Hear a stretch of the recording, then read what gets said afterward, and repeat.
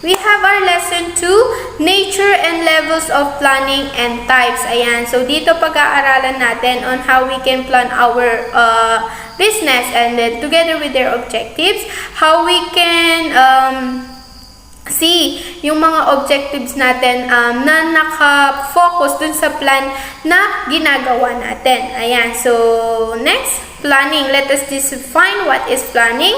It's the conscious, systematic process of making decisions about goals an organization will pursue in the future. Ayan. When you have plan, possible, makikita natin yung ating point of view for the future. Ayan. Example, I think this plan will have this kind of different goals. Ayan. And in 10 years, you will see that my product or that my business will grow more and stronger. Ayan. So, ganun yung planning natin. So, planning involves the task of deciding in advance. Ayan.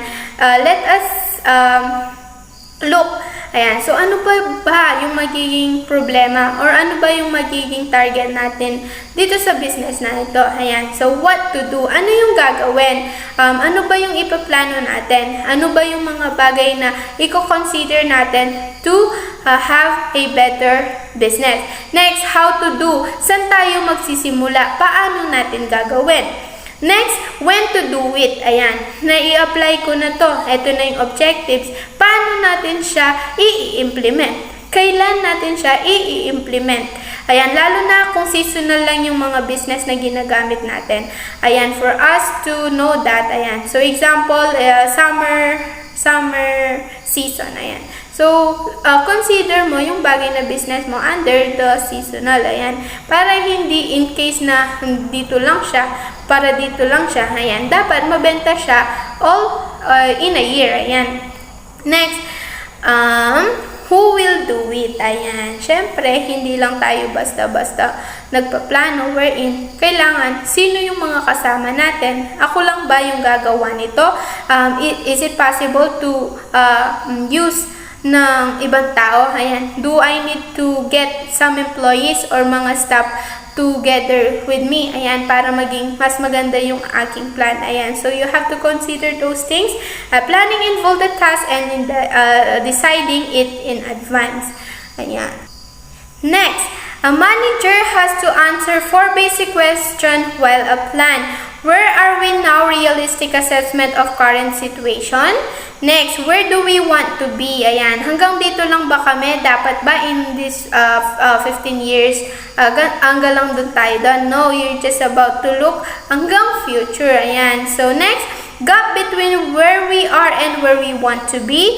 How do we get there? Ayan, yun yung mga circumstances na basic question na tinatanong ng mga manager o yung mga businesswoman. Ayan, paano ba kung ganito lang kami? Hanggang dito lang ba yun? Ayan. So, those questions may be destroy you as a manager or as a businesswoman or businessman. Ayan, for you to able to become grow, ayan, to grow your product or business, you must able to know yung mga positive at hindi yung mga negative. Same with doing lesson plan. Example, you're about to do a lesson plan. Syempre, meron tayong step-by-step procedure. But hindi mo sinundan yon. Parang ganun lang siya. Ayan.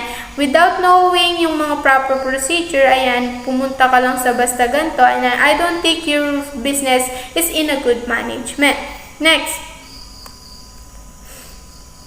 Ayan. So, under nature of planning, we have different types. So, let us define them one by one.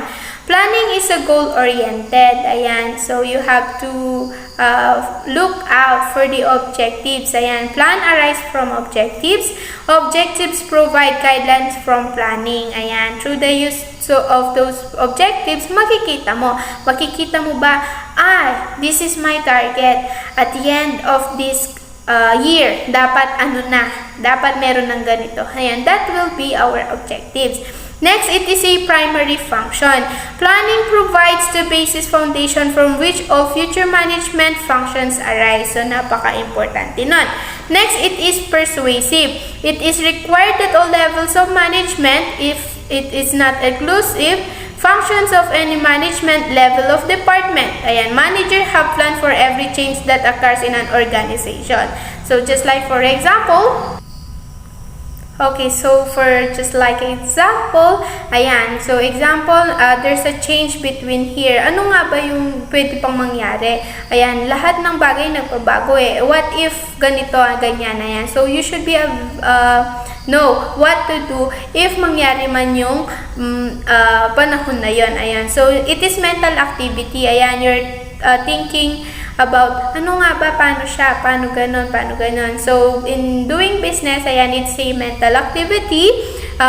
It's a mental process involving imagination. You have to look for the future, ayan, you have to see or overview ano nga ba yung mangyayari dun sa business. Next, it's a continuous process. Ayan, pag nagbi-business tayo, hindi lang basta ganito.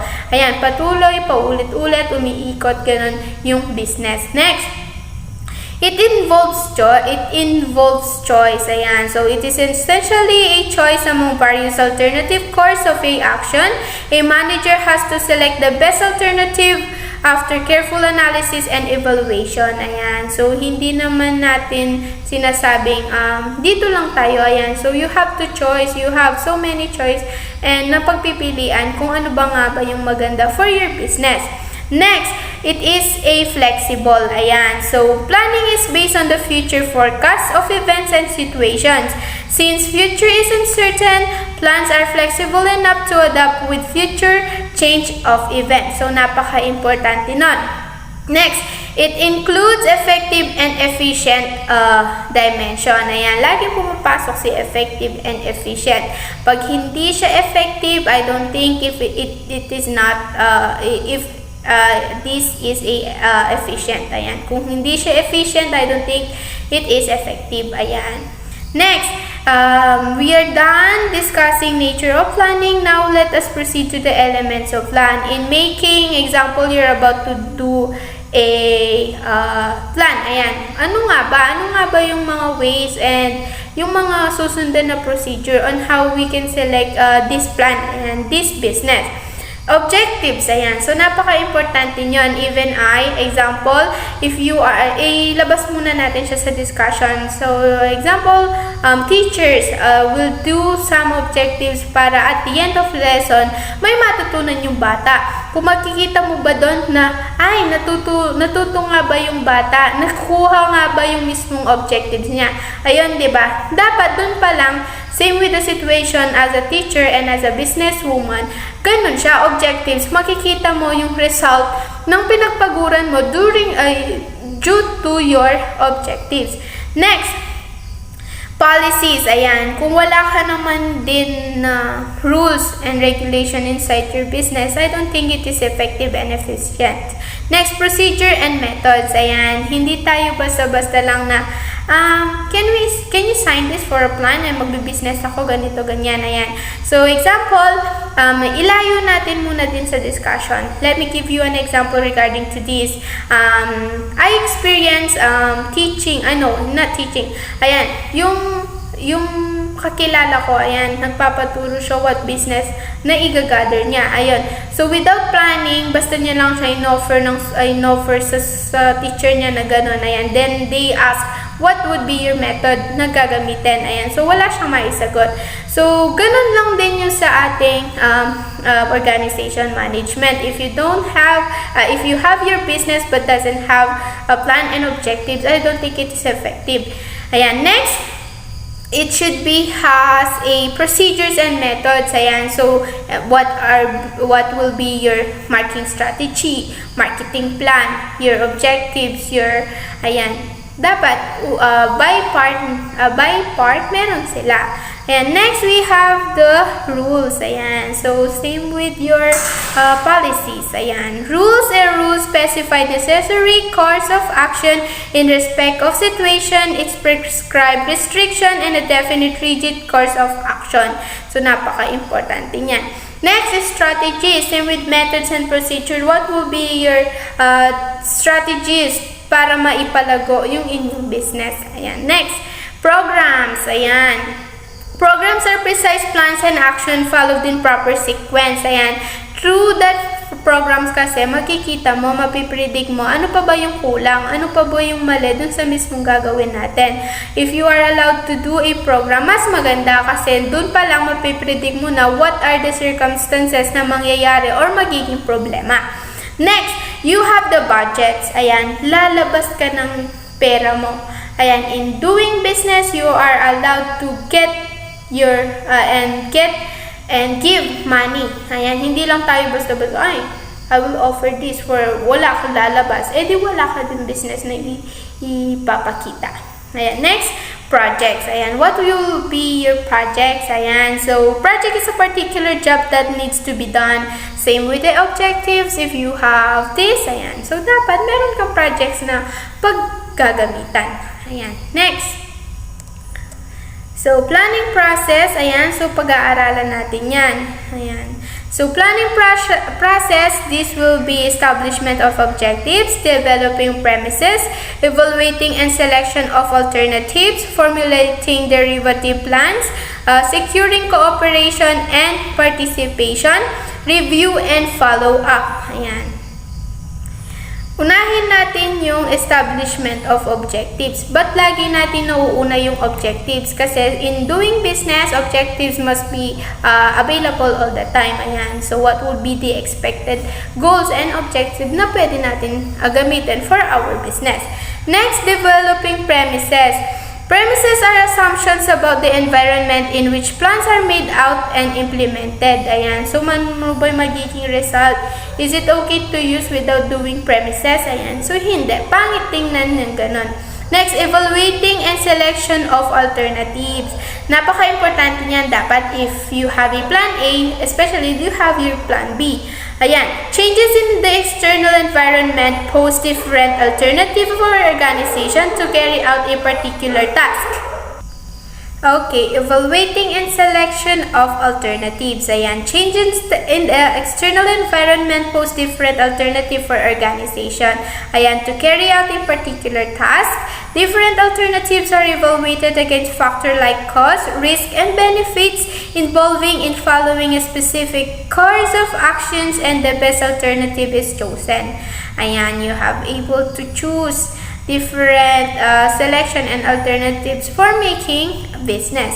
Next, formulating derivative plans. Derivative plans are secondary plans formulated to support the basic plan. Ayan, so you have to choose and have options for that. Ayan, di lang basta-basta, ay, dapat ganito lang. Ayan, dapat meron kang i-reserve. I mean, plan A, and if you have, dapat may plan B ka. Next, securing cooperation and participation. Ayan, around your employees, around you, around your manager and staff, ayan, you are able to cooperate and participate para maging maganda yung result ng inyong business. Next, providing for follow-up. Plans are constantly reviewed to ensure their relevance and effectiveness. Kaya kung nakikita nyo, dapat you have gathered data para makikita natin kung ano pa ba yung kailangan i-improve at hindi. Ayan. Next, approaches of planning. So, we have the top-down approach, bottom-up approach. Ayan. So, dun muna tayo sa top-bottom approach. Authority and responsibility is the centralized at the top. Ayan. So, dapat kino-consider natin yung mga different kinds of authorities and responsibilities sa major approach. Ayan. Next, the top management define the mission and lay down the strategies and plans of action required to achieve stated goals. So, napaka-importante niyan. If you have your vision, especially dapat may vision din tayo.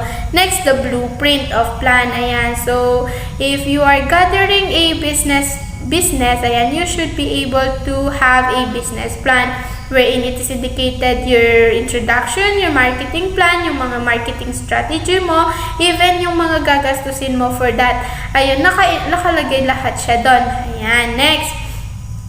The success of this approach depends upon the qualifications, experience, and capabilities to top management. Ayan, so nakabase lahat kung paano natin siya i-perform, paano natin siya maka-qualify. Ayan. Next, bottom-up approach. Lower level managers are responsible for preparation and implementation of plans. make functional plans which are approved by top management. Ayan, so that will be the bottom top approach. Ayan. Next, we have a composite approach. In such approach, the lower and middle management is responsible for drafting out plans. Ayan. Next, for team approach naman, ayan. So, these having relevant experience and skills in various functional areas are assigned for job planning. So, I am Teacher Bina. Thank you for listening.